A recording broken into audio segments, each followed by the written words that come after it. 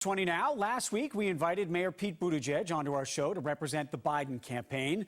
Tonight, we welcome an official from the Trump campaign, Corey Lewandowski.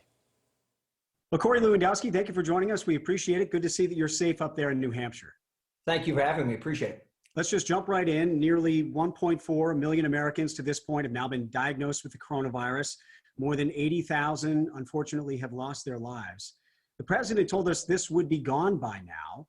Why should Americans trust him to lead us out of this crisis that has struck so seriously under his watch?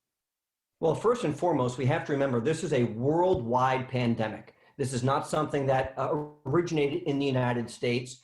And I think it's fair to remember that our stockpile, which was supposed to be used to prevent or help combat pandemics like this, was depleted under the Obama-Biden administration. So what we've seen from this administration is the desire to first and foremost make sure people are safe and secure. That's why the president immediately ordered all flights coming in from China stopped unless you're an American citizen. And then after that, he has asked for governors to put shelter in place in their respective states. Many of the states that have been reopening don't yet meet the president's own guidelines for reopening. And Dr. Anthony Fauci just today testified that reopening too aggressively could lead to, quote, needless suffering and death. Is the president pushing too soon to get the economy going again? Well, I don't think it's too soon, but I think that the president is very concerned about making sure that we don't act too soon. And what we've seen take place in New York City should be very different than what takes place in Coos County, New Hampshire. So look, you can't have a one-size-fits-all approach. I think what we're seeing is certain states and certain regions of those states have been more adversely impacted by the coronavirus than others. And so I think we have to be very cautious about having a one-size-fits-all approach. We shouldn't just open up New York City and encourage 8 million people to come back to work in a close quarter until there's some personal responsibility and we have the right system in place. But that doesn't translate necessarily to those states like Montana and other places that have much more room and have handled the pandemic very differently. Do you think the president has to take some responsibility for the fact that we are where we are right now? We've seen certainly more cases per capita than in most other countries, more deaths per capita than in most other countries. And he once told us this was going to be gone by April. Does he take responsibility for the fact that that has not happened?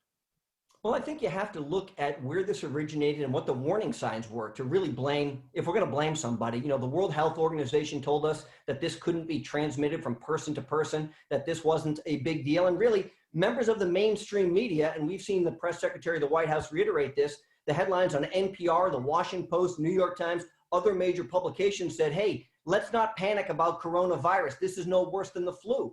And so I think if we're going to place the blame, we have to place the blame on the fact that we didn't fully appreciate the severity of the pandemic that we were facing coming from China. We weren't fully prepared because the World Health Organization didn't give us the information accurately. And I believe the government was slow to respond.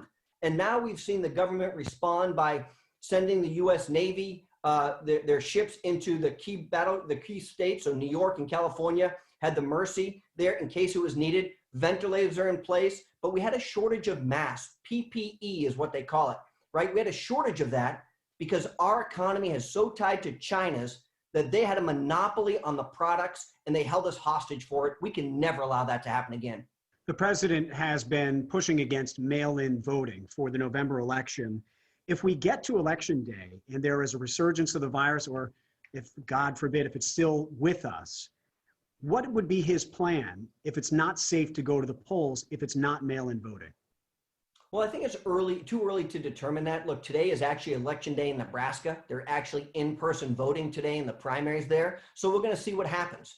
Look, if Nebraska can do this successfully, and I have faith in Governor Pete Ricketts there to make sure that the necessary procedures are in place, the protocols, the personal protective equipment is available for everybody going into those voting booths, the sterilization which is required. Look, if we find out today that Nebraska has done this successfully and it becomes the model for the United States moving forward, then we don't have to worry about that. If not, I think we have to reevaluate how we can ensure the integrity of the ballot system so that if you are living at a given residence, we're making sure that only the people who are registered there and not someone who might have moved out receives that ballot and sends it in.